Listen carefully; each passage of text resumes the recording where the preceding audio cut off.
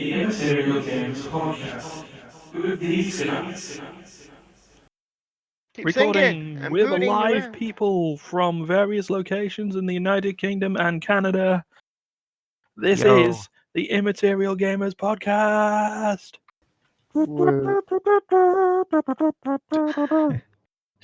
Ba-ba-da-ba. Another Yeah, quarantine edition. You can't hear us. I don't like Yeah, that. you can't hear. Well, you can't see us because we're literally not even recording video. So Yeah, that is true. Use a lot scary. My Why do we name let is- you out in the world? My name is Ryan, and today on the show we've got the following guests. We've got the Eastern European maestro, Dariusz. Hello. Everyone's favourite Canadian, Duncan. Ew.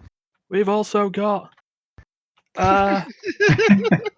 Some other people. crazy laughing man, Stefan.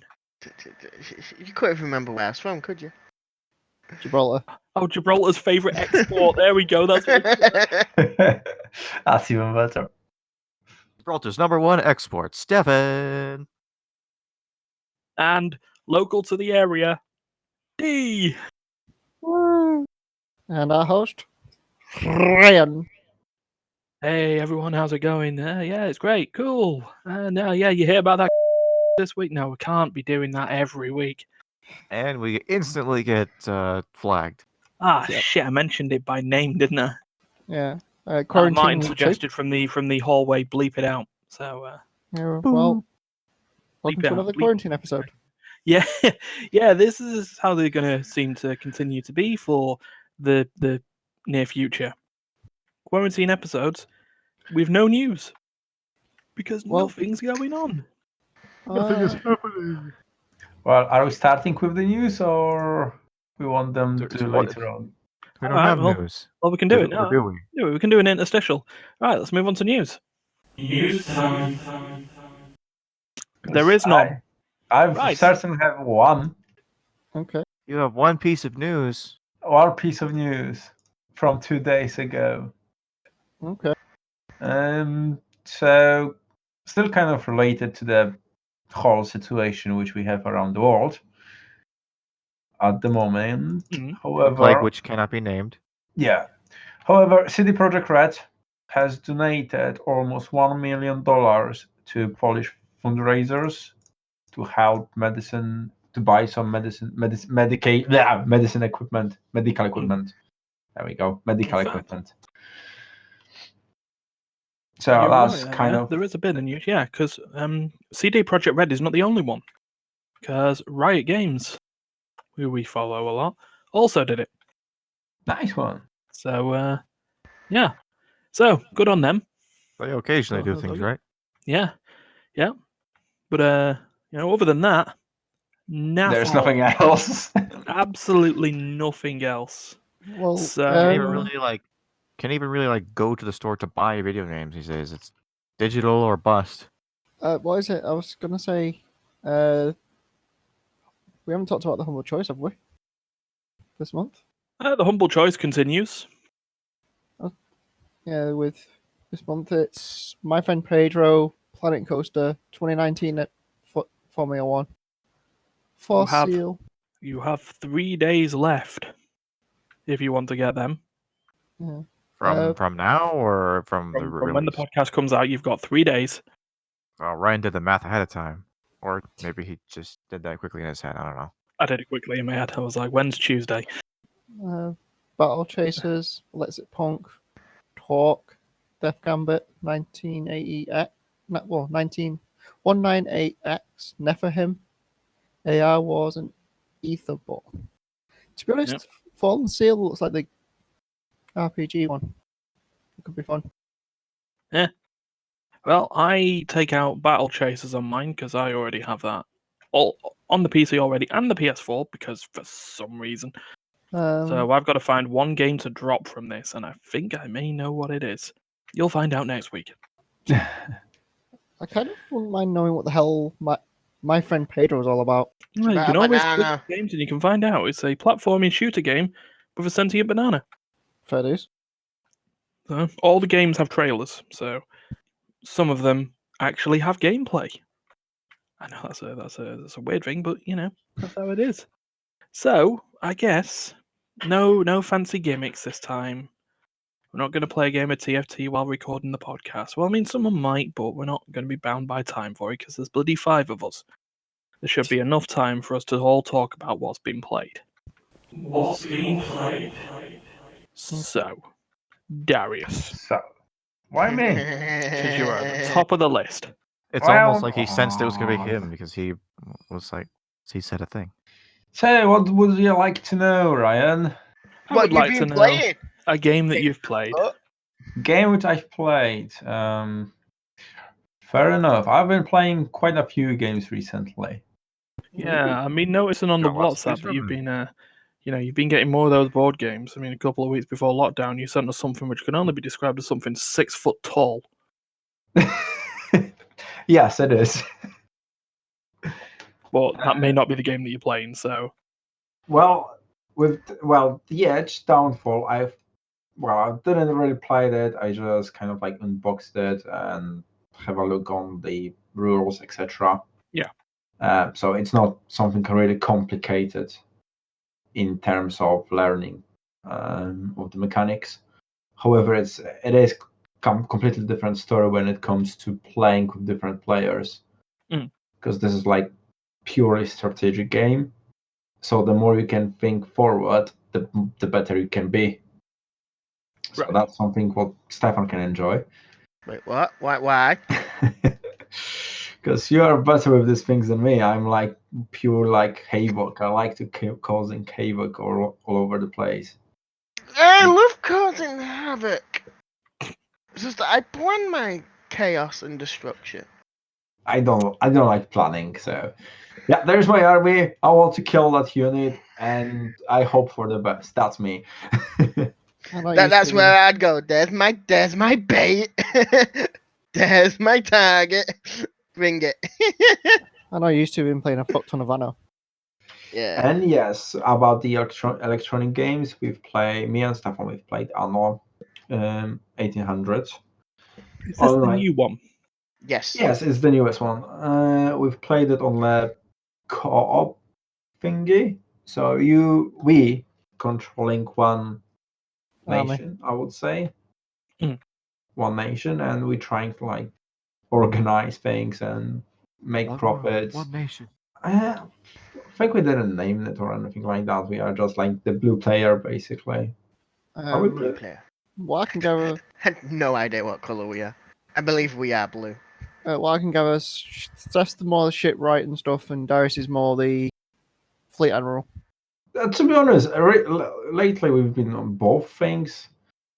Stefan was fighting on his new world. I was like trying to keep the income on the plus side, on positive side, instead of losing money. So I was like taking care of the buildings at the moment. Stefan was fighting the bad guys. So it's definitely fun game. Definitely worth considering this 2, 3, or even 4 players co-op thing, especially later on in the game when right now we have is it 3 worlds, 4 worlds right now? 3 worlds. Yeah, 3 worlds. On each world we have like couple of islands at least. We have one world. We have the last world we got one. Yeah, but then the First other world, the old world, we basically own everything because we didn't like the purple guy. He didn't like us, but yeah, fair enough. And in the new world, we own about half of it so far that we've discovered. So Sounds yeah, like a very definitely. European thing to do. So if you have more players, You say is it the European thing to do? Sounds like a very European thing to do. It's like, oh look, a new world. Let me just own half of that. No. This is that's the Brit side of me coming out, where it's I need to make a kingdom.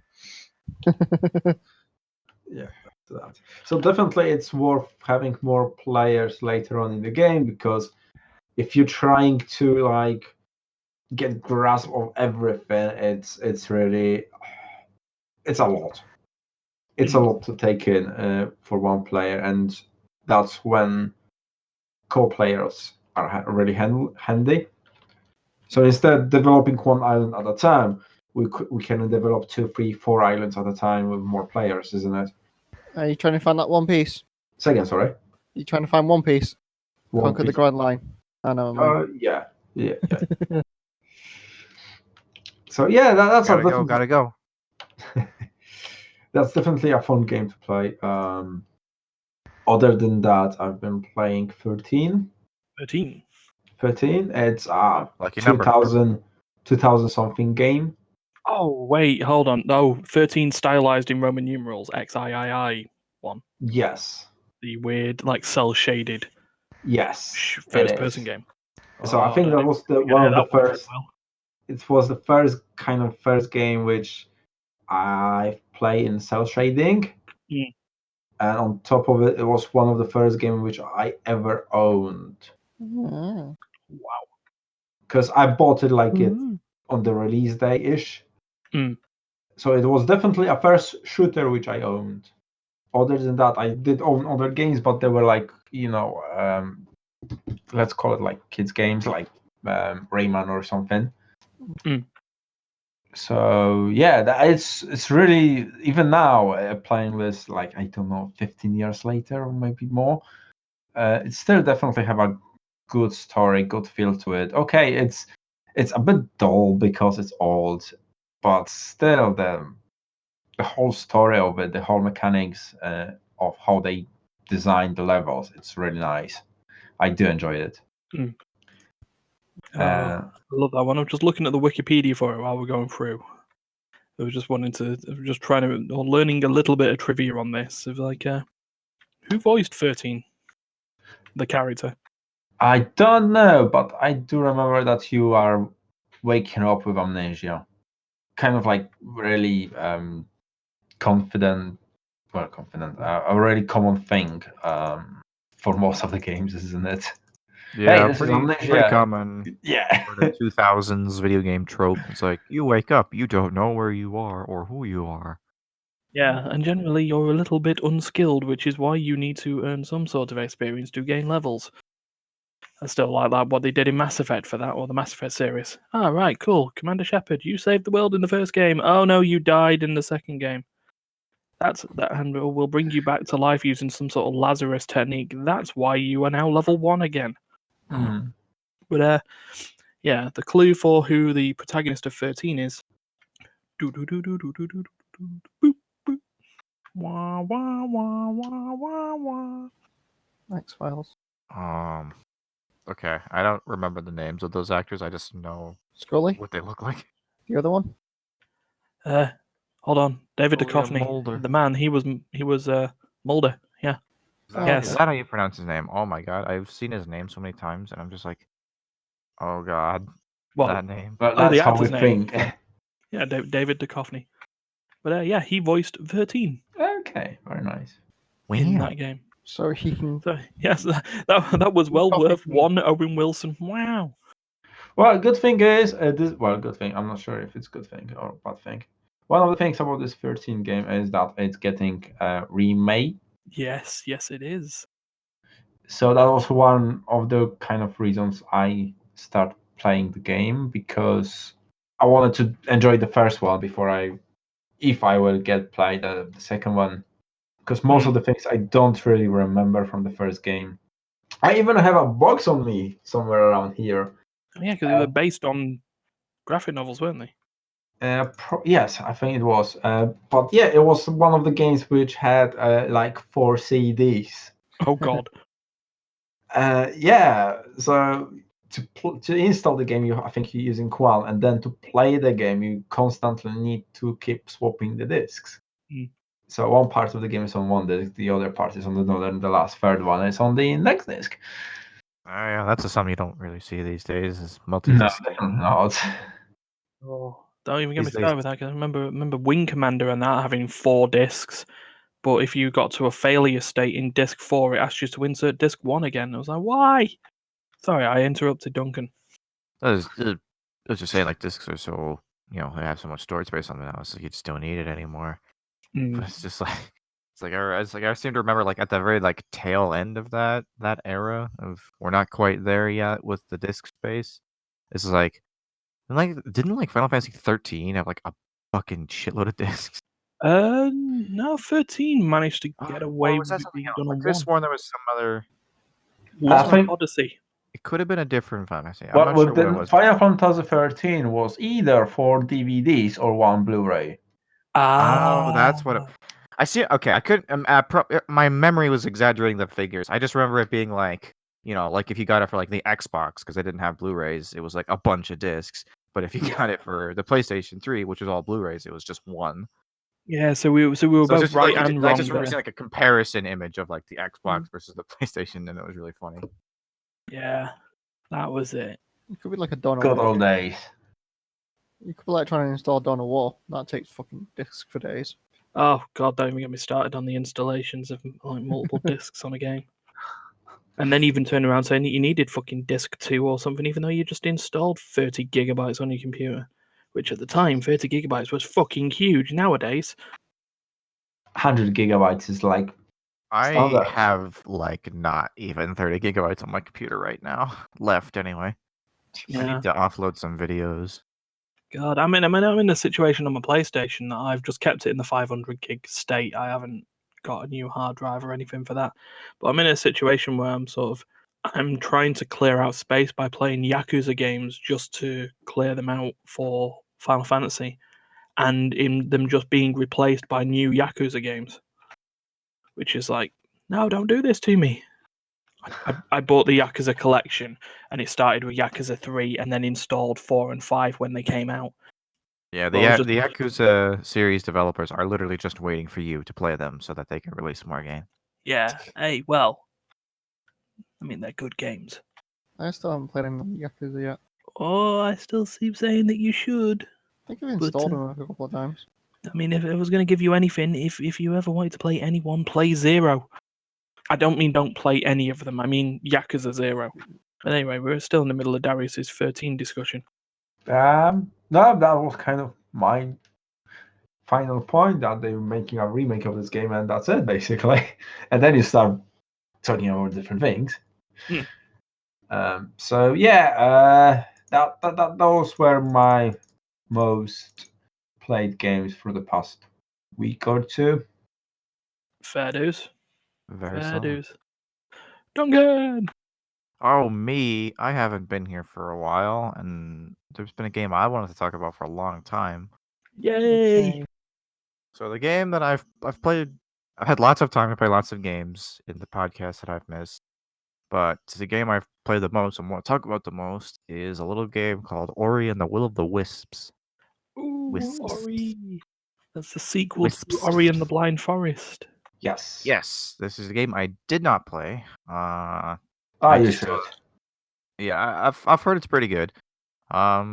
It's it was I just happened to watch one of my YouTube subscriptions to put out a video in this game, and it wasn't even like like he got like an early access to it or whatever, and it was like a while back, and it's like it wasn't even like his most recent video at the time. I was just like, I'm really bored, I need something to watch, so I threw that on and watched him play it for like 40 minutes or whatever, and I'm like, this actually looks really cool. I'm gonna go play this. So I went and bought the game, and yeah, it's pretty great. I'm very happy that I having not played the first game, I don't feel like I'm missing anything that's like crucial to understanding the way this game plays out. It's it's kind of its own story. Long, complex. I don't think story related you're missing anything. It's just like it's maybe it continues the story, but in the other hand, it's completely separate. Yeah, it's kind of like it seems like the kind of perfect sequel as far as story goes, because it's like you would understand the characters a little better if you watched play the first one, but it's also independent enough that you don't need it to enjoy it in and of itself. So basically, you should I explain the story of the game first? Oh, there's so much to talk about. So Ori and the Will of the Wisps is basically a Metroidvania action platformer type game. Oh, hello. Okay. Yeah, so you get a variety of movement options. You get your double jump, you get grapples, bashes that let you jump off of enemies. You get a dash. All kinds of different movement options that you unlock progressively that help you traverse this world of which one is this called? Naiwen? Yeah, I think the game's setting is Naiwen, Okay. whereas the previous game was a Nibble. And yeah, you have a basic attack which is sort of like a spirit sword that it slashes pretty good. It does the job pretty serviceable, and you unlock various other attacks. You can you get currency by fighting enemies. You can unlock different kinds of attacks. Mm.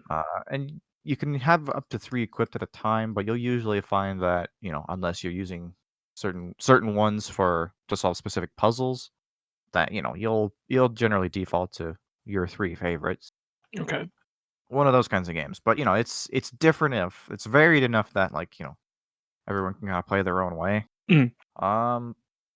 And yeah, it's in concept it's fairly simple, but in execution it is very well done. The game looks beautiful. First of all, it's probably one of the best looking games I've played. Yeah, I mean, I heard that was the same with Blind Forest as well. There's just so much in terms of the art and the scenery, and sort of every sort of little detail is just it's just there. Yeah, I definitely recommend even if you don't pick up the game for yourself, I recommend just spending some time watching someone play because it's fun to watch too, and it's it's a visual little gem. And the music is really good as well. I I, I honestly I've never bought the music in a game before, like the music, like the soundtrack to a game before. Mm. I'm strongly considering buying the soundtrack to this game. Ooh. It's really it's very atmospheric. It goes from being cheerful and relaxing to sort of to being sort of creepy and intimidating, and sometimes it's very sad, and it's a lot to talk about in a 15-minute hotspot. Yeah. But honestly, there's just so much good to say about it. The platforming is so tight and satisfying. Like the controls feel very responsive. Like it's not. One of my least favorite things in a platformer is when you're trying to run off an edge and do a nicely timed jump, and because you press the A button too close to the edge while you were running, it just eats your input and you just fall in the water or fall off a cliff or whatever. That shit Oh never yeah. happens in this game. So like very responsive, very tight controls. Mm. The platforming is very satisfying because it's like it gives you just enough wiggle room to be suboptimal in your jumps and your distances. Uh, but you also need to do just a little bit of work to Get make there. those jumps and actually land them properly. So it's like, yeah, it feels very satisfying when you actually do it right. As far as the Nice. puzzles go, I'm not a big puzzle guy, really.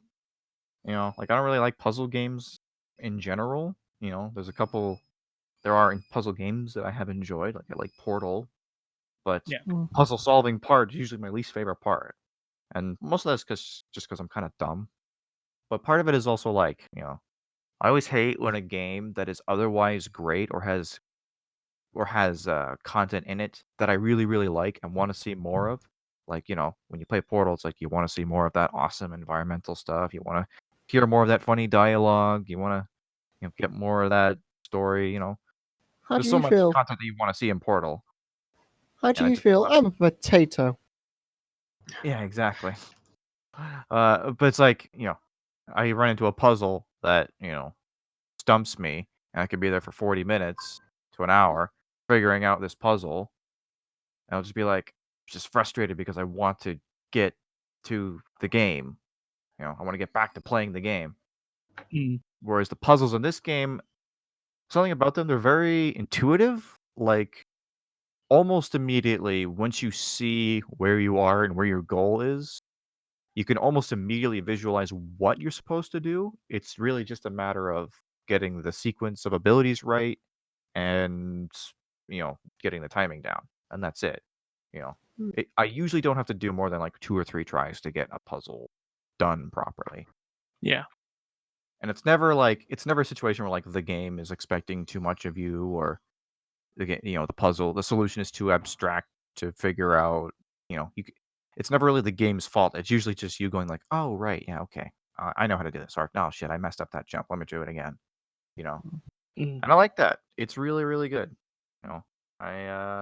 I could probably go on for a while. I'm strongly considering actually like writing like a review for it and maybe Really? recording it, but I've got other stuff on my plate for now, so that No, might come later.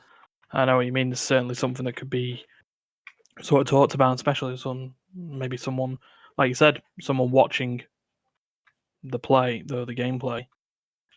That would just work. Yeah, I'm almost done it. I think I'm like 3/4, maybe a little bit more than 3/4 through the game, through the main story now. I'm going to get it 100% complete. I don't usually bother doing 100% playthroughs because it's just like, who fucking cares for the most part. Some people especially are on like, sort of Metroidvania stuff as well. yeah, some people are like completionists. They got to get all 987 collectibles. They got to fucking, they got to look through every little nook and cranny. But in this game, not only are the collectibles not super cumbersome, like there's not like thousands and thousands of them, but they also have like a really they make it fairly easy to keep track of where they are and how many of them you have. Like you get a percentage completion for every map, every segment of the world. So that kind of motivates you. So I will complete it 100%. Probably won't be too hard, and yeah, I'm enjoying it a lot. I'm looking forward to finishing it. Like I could sit here for ages and talk about Ori, but I suffice to say that Ori is the best game I've played this year, easily. Nice. I mean, while you were talking about it, I was looking through. I've just put it on the Discord as well. That is the official site for the Ori game series. And if you want to talk about the sort of like how nice all the artwork and stuff like that, it can only assume that the artwork that they've used on the website is the same that they use in the game, because it is fucking gorgeous. Yep. No, that's what it looks like. And my god, it's this nicely designed site. It seems that the site that they're wanting to use to reflect the game, and it works. And in terms of those, as far as I can tell, all the cutscenes are like in engine. I don't there's no like, as far as I know, there's no like pre-rendered. It seems like there are like they do cutscenes obviously that are not possible in the game, but like all the same models and backgrounds are used for the cutscenes. It looks pretty much consistent all throughout the experience. Yeah. So here's a suggestion for this as well, because you were talking about picking it up, it is available on the Microsoft Game Pass for Windows 10. Both the new one and the previous game, so Blind Forest and Will o' the Wisps together, they're on there. And based on what's being discussed there and the fact that it's Metroidvania, I think they will be being downloaded pretty much at the end of this podcast. And maybe worth trying, because considering Game Pass, I think it's like £1 for the first month, and then it's £4 a month for a metric fuck ton of stuff.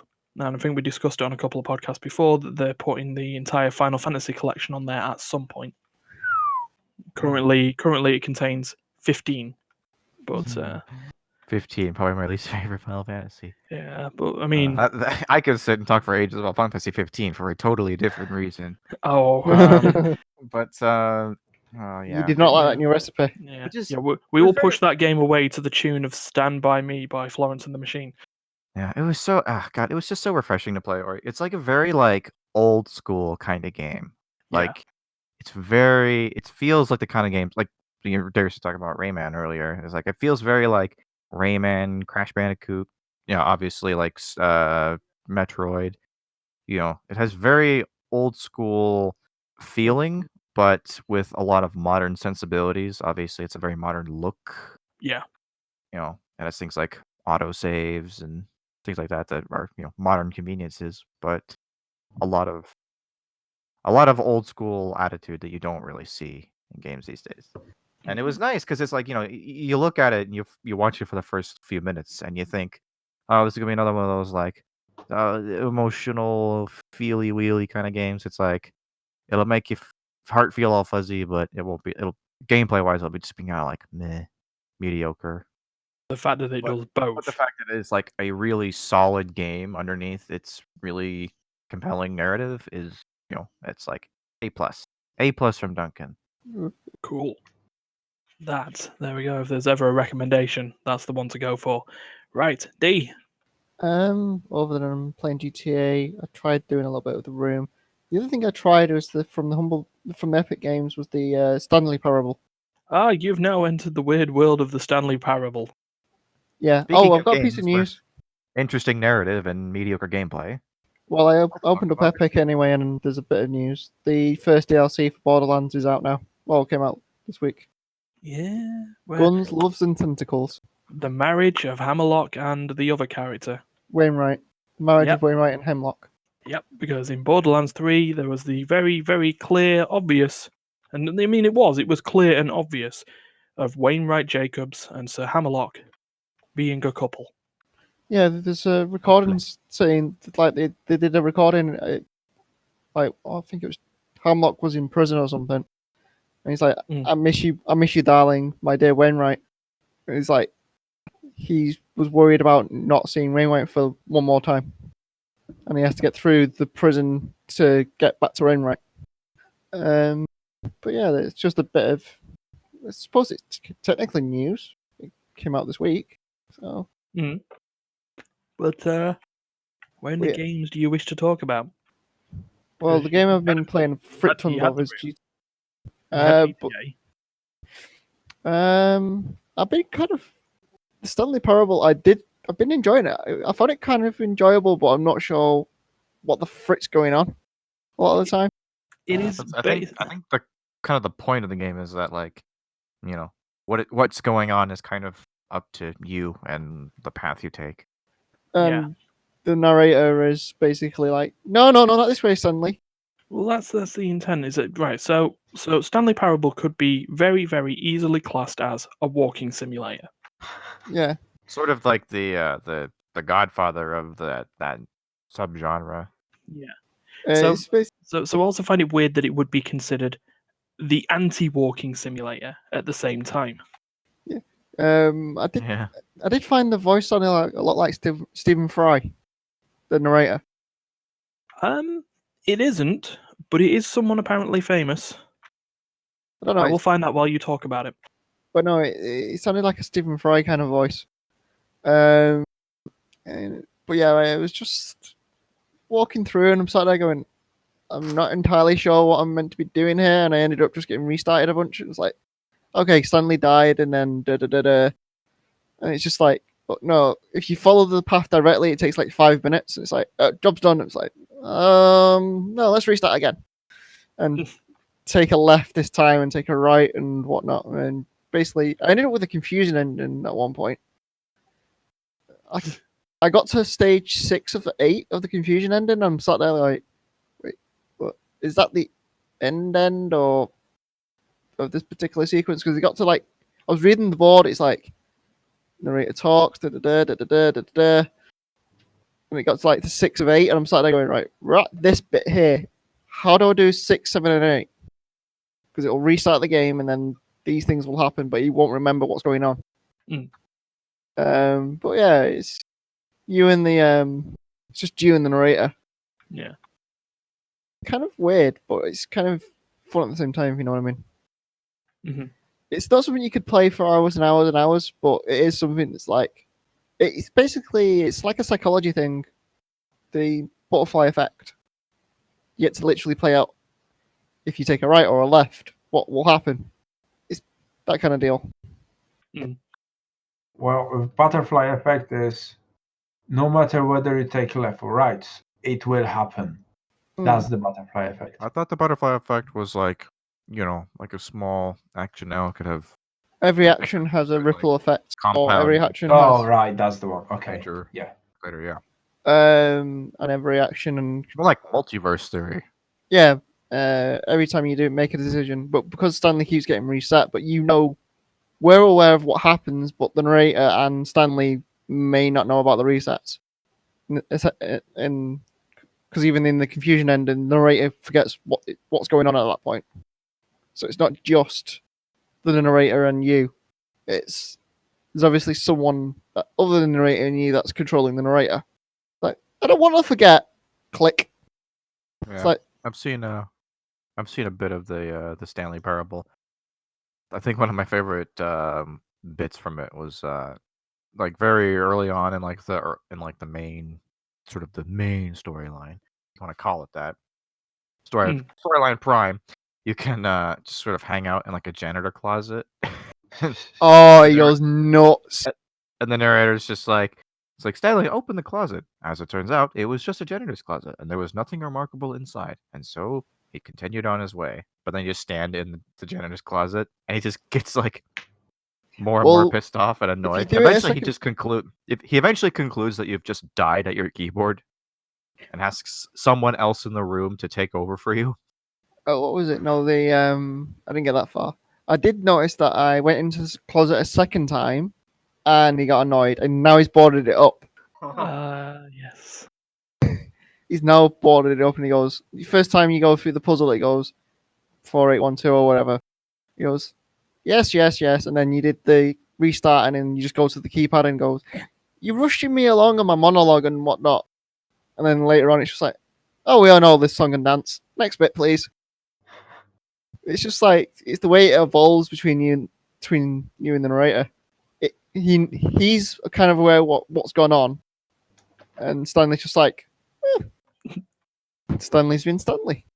What is it that you like so much about this broom closet, Stanley? I was in the elevator and I was like, even Stanley at one point just went, Stanley did. I'm getting bored. I'm reading it on a wiki. Inside the broom closet, if the player stands around long enough, the narrator will get frustrated and begin to make fun of Stanley after questioning the player about the logistics of their choice. He also considers the fact that the player is dead, which would explain why they'd be standing in the closet rather than exploring the office as intended. After suggesting that a second player be brought to the keyboard, the narrator goes silent. When the narrator welcomes the supposed second player, if the player stepped back into the broom closet, the narrator will say, or the narrator will become exasperated at humanity's apparent stupidity and will remain silent after suggesting the player pass the controls to something non-human. Yeah, and after that he boards it up. Yeah. And it's like the coffee room?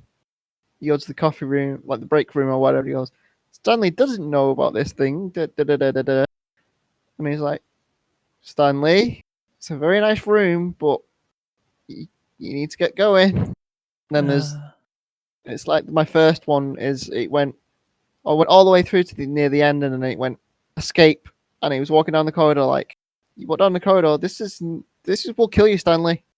Like, let's find out. But yeah, it's quirky. I give it that. If you know what I mean. Yeah, it's a very quirky game. It's not. And I was looking at the achievements. I'm like, what? It's like one of them is play it.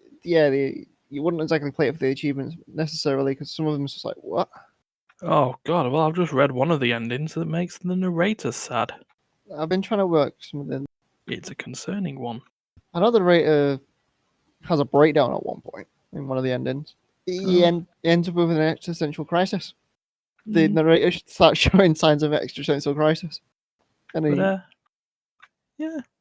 Now this one was called the Zending, which is apparently behind an unintended possibility in the original Half-Life 2 mod, where it was possible to repeatedly jump off the scaffolding to the floor in the mind control facility until dying. Apparently, you just keep falling off something high, and every time you keep falling off, it doesn't kill you, but it damages you, and the narrator just starts pleading and begging for you to not do it. Yeah, it's kind of fucking crazy. Yeah. So, but yeah, and there's 4 games on the thing at the moment till the April 2nd, is it? On the Epic. World War Z, Fragment, Drawful 2, and Terminator versus Punisher. World War Z just seems to keep coming up. Drawful 2 has been provided as free by Jackbox due to the virus that shall not be named. I Um, actually enjoyed World War Z when I played it with Chris and Han. It's basically Left 4 Dead. Yeah. If you like Left 4 Dead, then World War Z is kind of like Left 4 Dead all over again. there is one that seems a bit weird that could be fun for co-op groups, just called GTFO. Get the fuck out. Yeah, No. well, no, yeah, but still. The point about it is that it's supposed to be the first. It was supposed to be an actual horror co-op experience. I mean, World War Z, Left 4 Dead, stuff like that. I mean, they're classed as horror, but it's just like, Shooters. Yeah, shooter zombies. yeah. Well, let's mow down a few thousand zombies. But it's nice to see that there we go. It's a survival horror first-person shooter cooperative game. Developed by Swedish indie studio 10 Chambers Collective. One of the people who were part of that company is the original music director and voice of Bane from Payday 2. yes. Oh, the Payday series. Yeah. Simon Vickland. It's like Bane Simon from Vickland. The Dark Knight Rises. Oh no. No, not that Bane. But you are not in control. Nobody cared who I was until I put the mask on. That's still my favorite Bane line ever is I No, can't you- feel my face when I'm with you. no, what was it? I don't give you permission to die yet. Just before he chucks him into the Lazarus pit. You're all weird. I've never actually watched Batman The Dark Knight Rises, so I can't actually quote Bane, but I can do his voice as long as I have a cup. Oh, actually, yes, I do have a cup. Ah, yes, a fellow Bane. Hello, Bane. I'm starting to worry about you two. together so that we can destroy Gotham and the Batman. I'm really We are starting in to worry about you. control. I still love Heath Ledger as Joker though. Yeah, Why so serious? No, I'm sorry, Ike. that's going into Batman. But yeah, that's going a bit too into Batman, and I'm not thinking that'd be a bit too much of a sidestep. And by the way, the butterfly effect, seeing that none of you were able to remember it. Butterfly flaps its wings and a tornado or a typhoon or whatever hits like on the other side of the world. I got it right. Yeah. Yeah, the smallest change can make the biggest effect. It's often applied to time travel, where a little Yeah. thing that you do in the past Step on a creates bug and something that. disastrously different in the present. Ah, I just went down a chair. I bet that was an accident. But then you Nothing wouldn't happened. really notice if the present changed, because if the past changed, then the present would change, and you wouldn't really notice. That's a whole other conversation. You would notice because you came from your original time. It really Everyone depends on else how would. time travel works, doesn't it? It's either the Einsteinian theory where the past has already always happened, so changing things, so you can't change things because whatever changes you make have already been happened, or it could be the multiverse theory where every new change creates a new Creates- timeline. So the person who Every went back and choice, changed it will yeah. remember everything, and his timeline will still exist, but a new diverging timeline will be created with the new settings, so to speak. Like the what was that series? There's quite a few series that play with time, but yeah. Doctor Who. What was I the other believe one? Dragon Ball Z follows that one. Multiverse theory is in Dragon yeah. Ball, yes. What was it? There's because the films aren't canon. They're separate timelines. Most of them aren't. There are some. I was about to say it depends on the film. The newer films are like canon. Oh, what was it? Marvel's obviously got its multiverse. Yeah, multiverse. Going into multiverse, that could get complicated very quickly. Speaking of multiverse. Let's get the train back on the track. Yeah, we should Train. get back onto the main timeline and get on with what Stefan played. Oh, Ryan's next in the line. I was about to say, think through this properly because I'm next on the list. Well, okay. I mean, if you want to go next, go for it. Let him again. I've played the Black Watchman. Okay. Racist. Not the Black Watchman.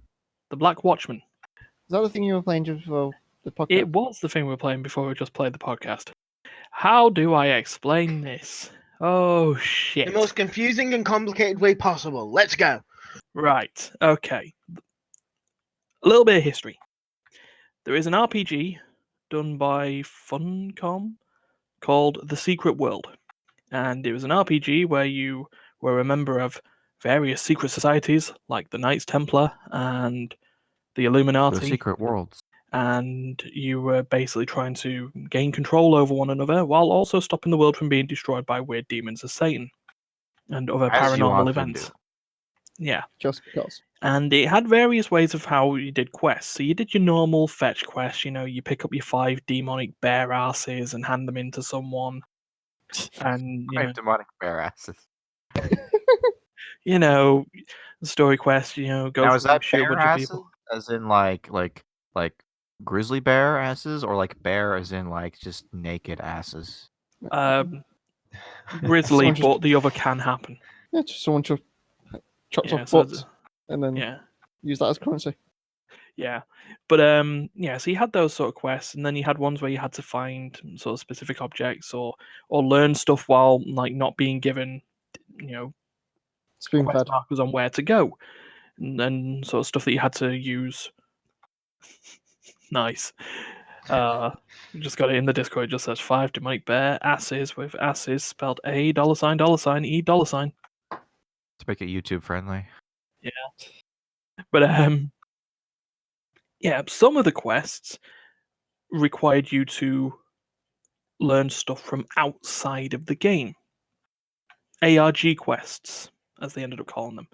And I think I may have it right. If I haven't got the research right, I am wrong. But the ARG quests portion of the Secret World were developed by a company that ended up being called Allison Smith. And the Black Watchman initially was going to be a companion piece to the Secret World. So a ARG game, alternate reality game, for people who didn't just want to play the Secret World to get to the quests. Mhm. It apparently became a lot more, and it's now considered one of the gaming world's only permanent alternate reality games, or PARG for short. I made that up myself. Parg. PARG. Hard for the course. Oh, wait a minute. Nice, clever. PARG for the course. So yeah, the idea behind it is it's just like a lot of alternate reality games. And Duncan has managed to find Ross from Accursed Farms, the guy who used to do Freeman's Mind. Still He does. still He does the does sequel them. now. Yeah. Of him playing the Secret World, and my Yeah, I thought that name sounded familiar. It's like, where did I hear that? I literally I mostly put it in for the thumbnail. It's just, I love that guy. it is an hilarious thumbnail. I mean, look at that. Doesn't that speak secret society conspiracy theorist? It's like, this man is at the head of at least 2 secret societies. Yeah. Mushroom Um, cat. The mushrooms are Mario. But yeah, so the gameplay is split into missions, and each mission, initially when it came out, it was a live game. It is they are working on another season that's going to go live, but a lot of those missions now are considered archived. But they used to come out once a week, and in them they could have had sort of various submissions that you had to do. And generally, to get the answer for the game required you to use tools or to use some form of logic from outside of the game itself in order to get the solutions. Some of them were just as simple as finding a code that was in a document. And to do that, you just open the document in your browser and it'd give you a nice PDF and you could just look at it that way. Some started to get a bit more complex, like image manipulation. So far, in what I've got, the image manipulation is downloading a photo into Paint and cutting and pasting blocks so you can realign the letters. Some require you to listen to audio. Some require going to like other websites. One that I did today, one I did today required you to email a person, following a sort of script, but making sure you had the right answers in it. They called it social engineering. and then you would email it to your email address, and they would respond back with an answer, which was fucking weird. To be fair, they've got their email server. Realistically, they've got their email server set up that once there's a certain set of keywords in the right order, it'll just auto reply right back to you. But there was another mission as well. You had to go onto a website that had a little mini game on it where you had to plant bugs in an office. And when you plant the bugs in there, you phone a number, and if you put the bugs in the right location, you'll get the code to move on to the next mission. I had the lucky opportunity of playing it at the right time of day because the office has opening hours, as it shows on another website. It's from like 9 till 5. So if you were in Pacific Eastern Time or whatever that office was hosted, and you tried to bug the office between 9 and 5, you'd get a response back from your Russian handler telling you, no, don't be stupid, we're not heading in there. So some of them, do have time elements to it. Luckily, when I was playing at night at like 11 o'clock this morning, it was 5 o'clock over there, so no one was in the office. But I like those sort of games. They're sort of interesting enough that, they can frustrate, and believe me, they frustrate. It's a digital scavenger hunt kind of thing. Yeah. The first day, I'm trying to think, remember the first ARG game that I actually tried playing was for the release of Portal 2. Sort of history on that. There used to be a game pack that they brought out. Well, there was a game pack that Valve brought out sort of 4 months before Portal was due out, called the Potato Sack. And it just contained a bunch of games by indie developers. But as people were playing them, there's Morse code and stuff. Yeah, there was stuff in there, images that you sort of put images into audio software to try and, figure out clues and stuff. And doing that game, sort of then, when people did that in the ARG, the developers started putting potato-themed patches into their games. Mm. And then if people did the stuff in the games that got the potato-themed achievements, those achievements would then be brought to an end game where a portal-style door would open. But the more potatoes that people had, the quicker the power would run to release the game. And it was the idea that it did an early release. Now, granted, it released 6 hours early. Believe me, I was there. Terry can vouch for this. I was fucking tired. But, they sort of did that. So I like this sort of the alternate reality game that has world events. Was that part the Ratman stuff? No, the Ratman was that was that was just a separate thing entirely. The ARG was just specifically like these games, there's a reason why I've got, and I put it in the Discord. There is a game by Dejabon Studios, is the name of it, and the game was called 1, 2, 3, Kick It, Drop That Beat Like an Ugly Baby.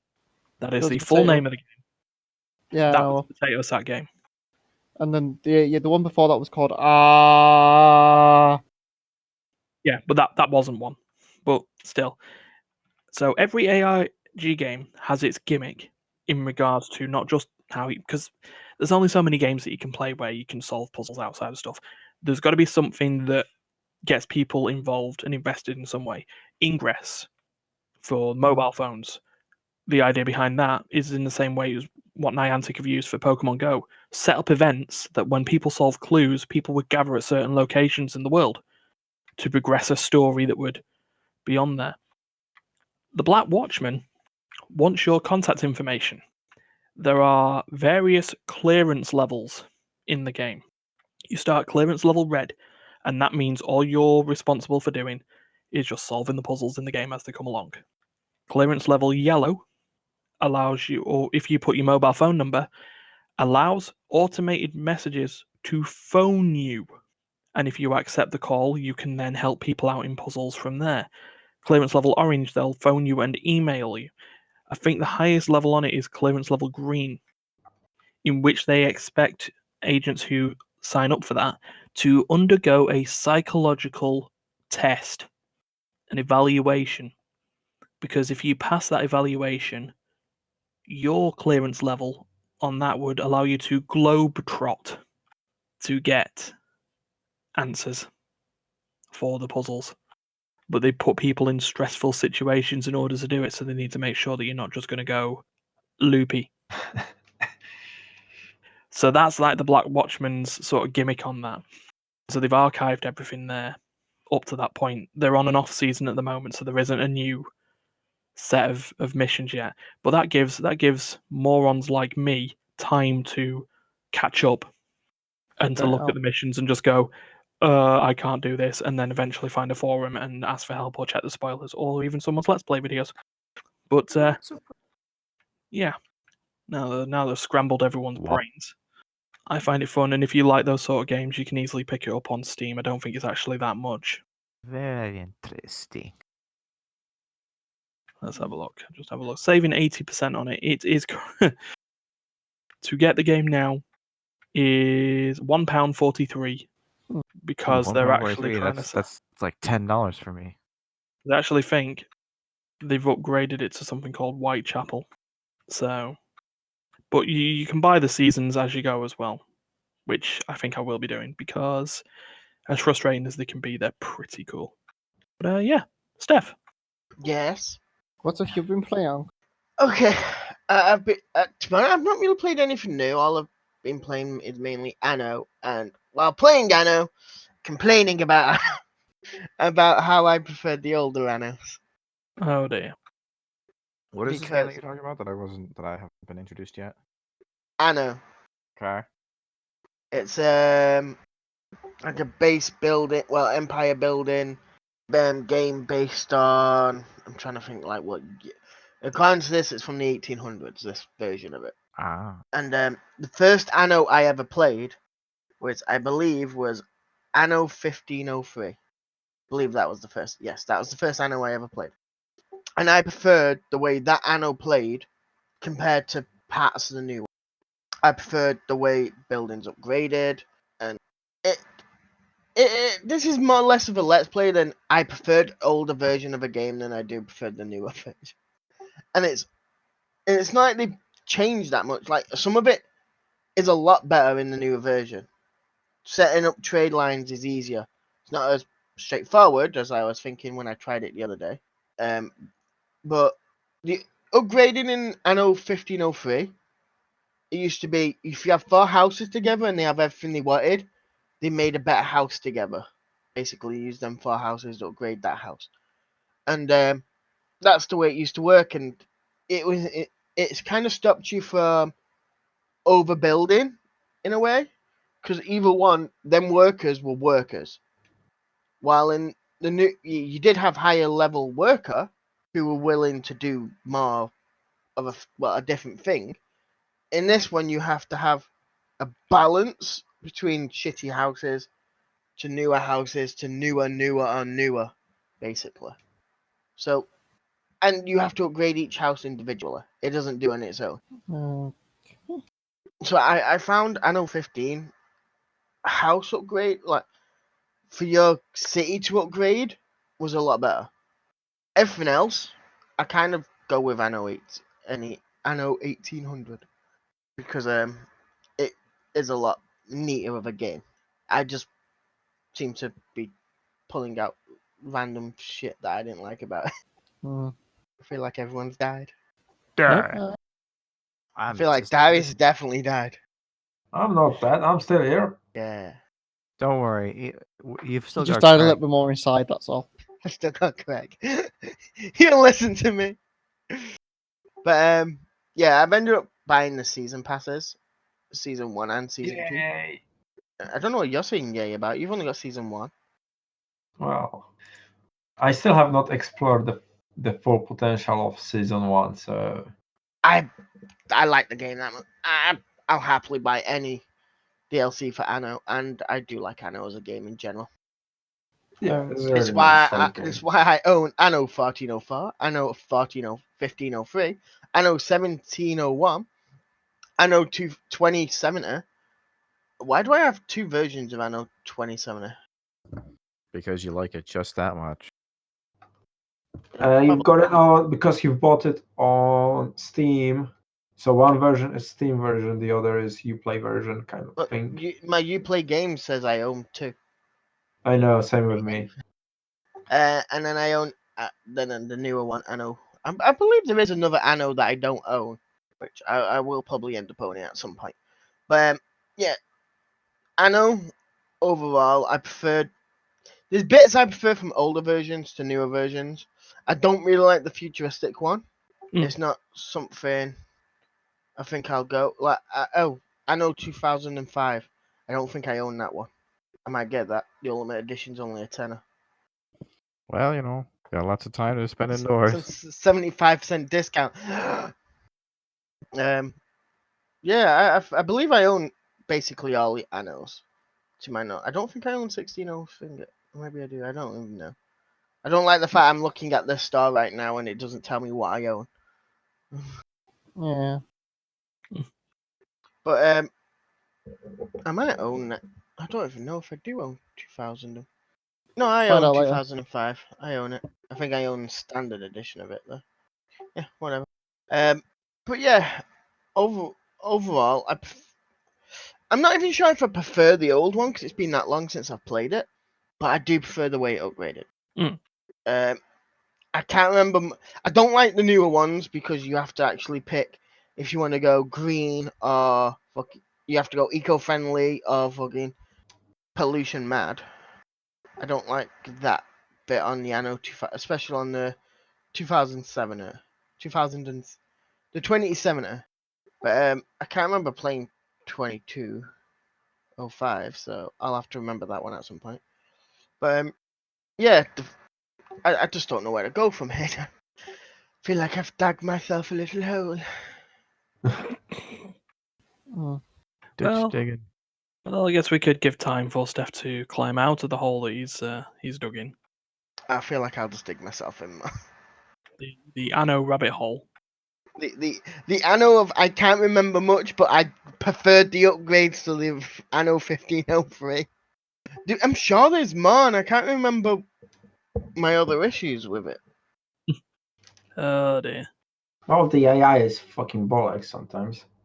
Oh, fuck you know. We're playing with a 2-star friggin' enemy, and friggin' hell, he upgrades faster than friggin' Jesus. Yeah, if you are not doing, let's say, 20 things at the same time, you're screwed, basically. Yeah.